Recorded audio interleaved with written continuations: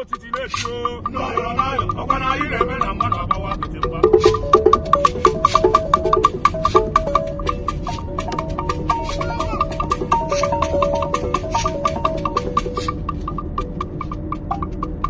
a na-atụrụ ọmarụ a na-atụrụ ofeke obere isi n'ọha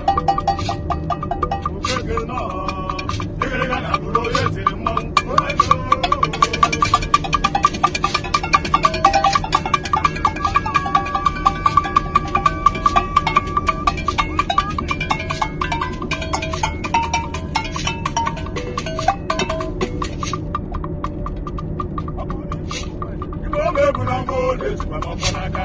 onye mere ife ya jidekwa n'ọfọ n'aka ọ ya bụrụ oyi ibe ya anyị enwere ọfọ n'ama ndị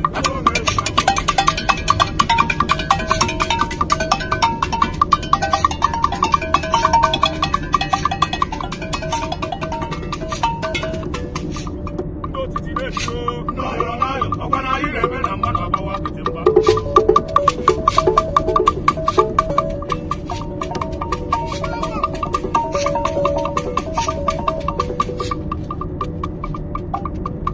a na-atụrụ ọmarụ a na-atụrụ ofeke obere